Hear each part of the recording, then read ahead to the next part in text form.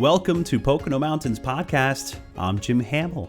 It is now spring, and with it will come some warmer weather, thankfully. Also, beautiful flowers bloom and wildlife begins to creep back out into plain sight. We have so many great ways to get out and experience the spring season, from hiking to biking to even bird watching.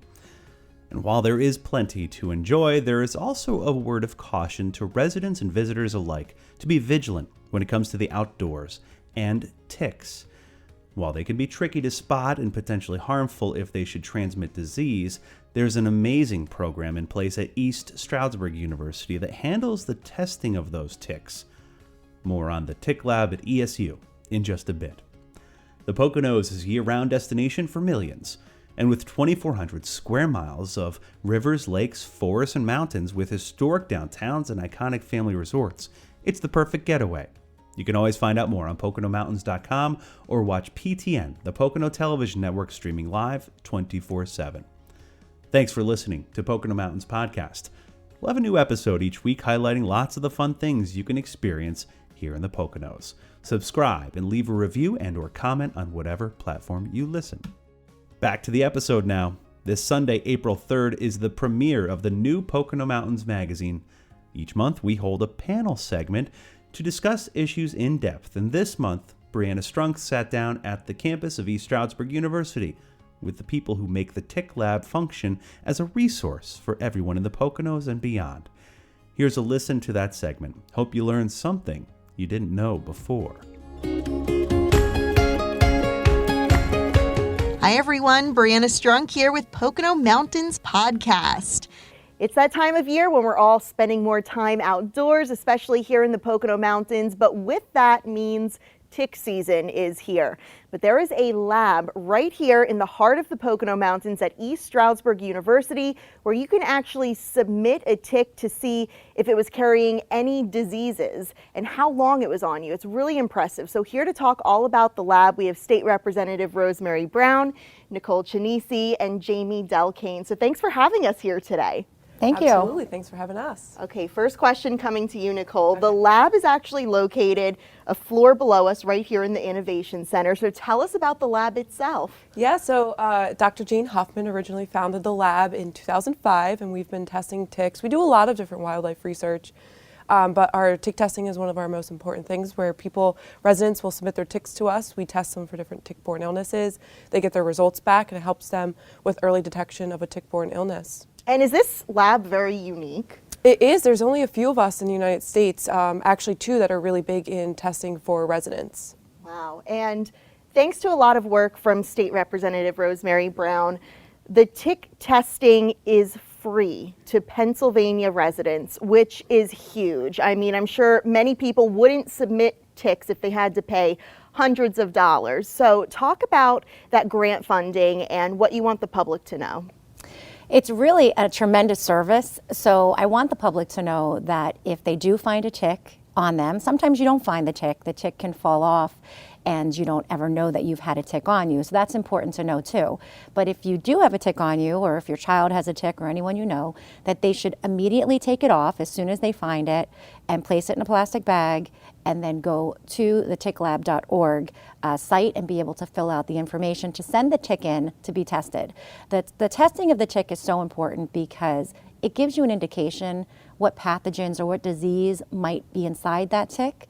It also tells you how long the tick has been on you, which I know Nicole will talk about further on in the show, how long it's been on you and the ability for that tick to transmit the disease. So this is a really strong tool for patients to talk to their doctor about and to really prevent long-term disease with Lyme disease or any other tick-borne illness.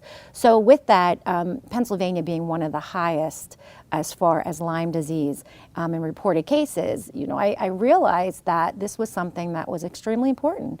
And the ability to pay for the tick testing, of course, comes into play. I personally had a tick on my son. This is how it started. And I have a background a little bit in the pharmaceutical world, and I said I have to have this tick tested.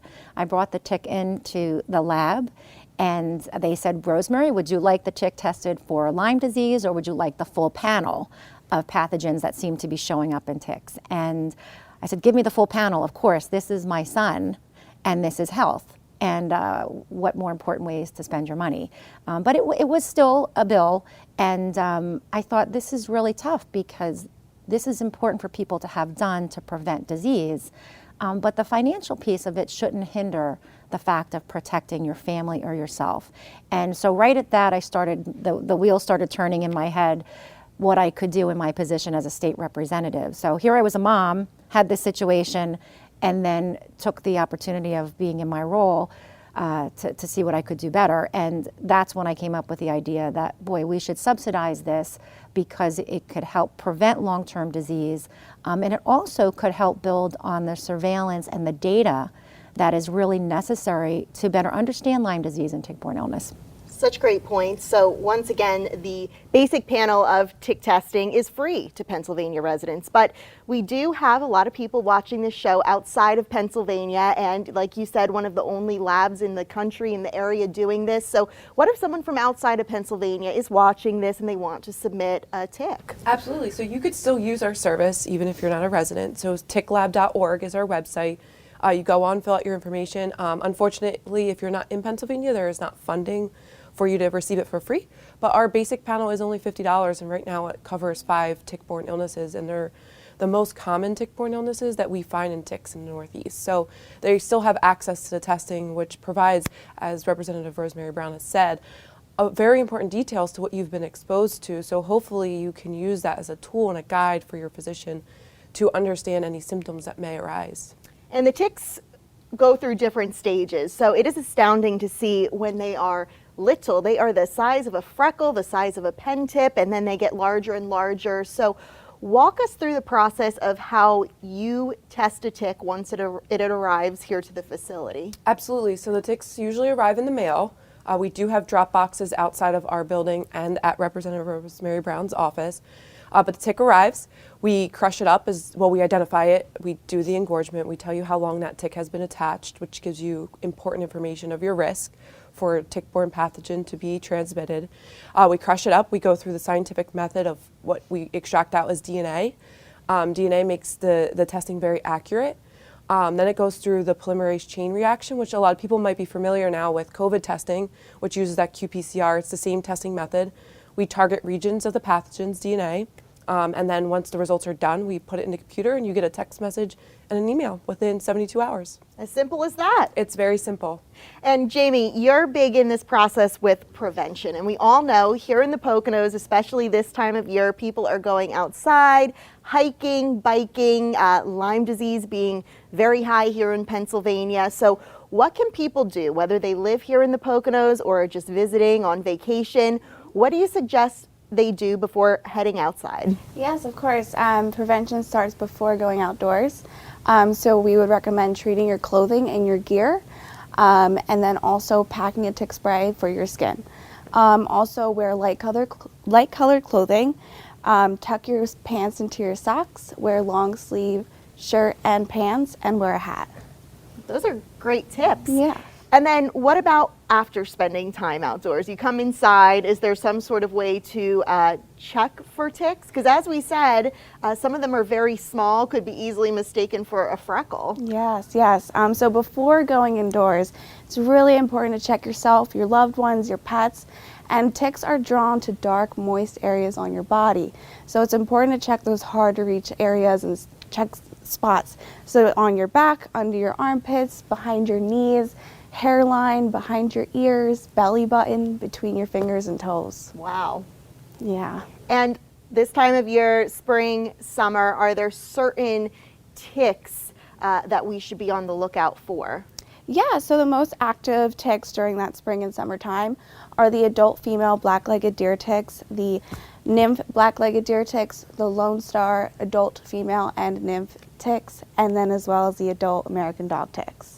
So we're talking about ticks on people, but a lot of people associate ticks with being on their pets, their dogs, their cats. So do you handle testing for pets as well? We do. Pets can be exposed to tick-borne illnesses, and some of those tick-borne illnesses can be very serious in our pets. So anaplasmosis, ehrlichiosis, things like that. So we do test the ticks from animals. And like what was mentioned earlier from Representative Rosemary Brown is we're not only using this information to give you a tool for early diagnostics for you and your loved ones and your pets, but it's also used for surveillance across the state. So right now we're wrapping up our first 3 years of this free testing, and we have over 50,000 ticks that we've tested. So it's giving us a really good indication of what's in our environment, what type of ticks we have out there, and what pathogens that are in these ticks. So now we can start to look at what mitigation strategies that we could do to reduce the tick-borne pathogens in our environment and see if we could reduce what we're seeing in Pennsylvania. Wow, that's so important. And people watching this, say they're outside and they're debating whether or not they want to go through the hassle of actually submitting the tick. Maybe they just want to hope for the best, but do you really encourage everybody to submit a tick that they find on themselves? Absolutely. It is free.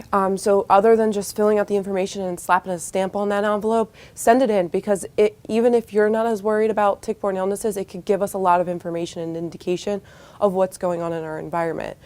So submit the tick, we'll do the testing, we'll get you your results, and it also helps with symptoms. So if you are feeling in 3-6 months later really tired, right now we're battling a lot of illnesses and health crises going on right now with COVID. So can we identify if those symptoms are related to a tick-borne pathogen or are they related to COVID? So I absolutely recommend to submit that tick for testing. And when it comes to funding the free testing for Pennsylvania residents, you've secured several rounds of grant funding in order to make that free service possible. And that funding runs out, so people are really using this. They are using it, and we plan on having this consistent funding, if not having it increased over time as well. And we have had it increased, which is a good thing. I think the consensus in Harrisburg, we have convinced the importance of the program and how effective it is. And again, it's meant to help the patient and also help the state and help our medical community understand Lyme disease and tick-borne illness better. There's still a lot of questions regarding treatments and exposures and diagnoses, and there's a lot of education still to happen out there for our primary care doctors so that we don't have cases missed in Pennsylvania. So I think doing this show is great because the importance of people saying, hey, if they see a tick, if they have it, send it in, get it tested. It is really, really something that we have to pay attention to, and there is an ability to prevent. And this is a great time of year to have this conversation with people getting outdoors more here in the Poconos. Ticks are really big this time of year. So Jamie, from the prevention side, any final words that you want to leave with viewers? Yes, when you're going outdoors, 46% of individuals are actually reporting tick exposures right in their own backyard. So that's really important when you're going to do yard work or gardening or just playing in the yard to do those prevention tips before and after. Great advice. And any final words you want to leave? Absolutely. So we love outdoors and we want everyone to continue to go outdoors. It's great for our immune systems and seeing the Pocono Mountains is beautiful. But being aware of ticks, that's your best prevention, is you know that they're there. So whenever you're outside and you come inside, just do a tick check. One other thing you could do too is make sure your gear or anything you're wearing gets thrown in the dryer, because ticks are hitchhikers, so they might still be crawling around. So we want to get those ticks killed in the dryer, 10 minutes high heat. This way they don't crawl out off your clothing and onto you later on or onto a pet. So still enjoy the outdoors, practice your prevention, and if you do end up with a tick bite, know that we're here and we're here to be proactive to help you with understanding if you've been exposed. This is all a lot of great information, a lot to take in. So if you want to go over this information and learn more how exactly to submit a tick, how could people do that? What's the website? Yes, so you want to visit ticklab.org, and we also have lots of tips and helpful information on our social media handles at PA Tick Lab. State Representative Rosemary Brown, Nicole, Jamie, thanks for inviting us here today. Our thanks to everyone at ESU involved with the Tick Lab and State Representative Rosemary Brown as well for being a champion of that cause.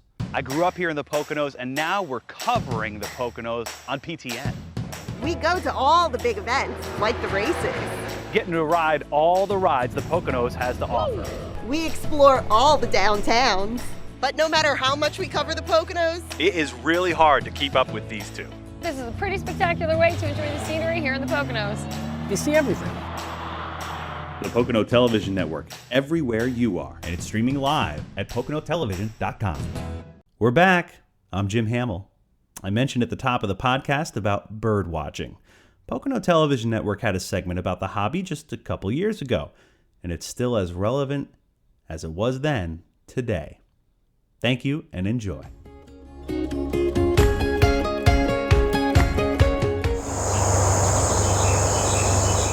Carolina Wren is singing. Cedar waxwing. Cedar waxwings have an extremely high-pitched song. The song sparrow, perhaps the most adaptable of all North American songbirds.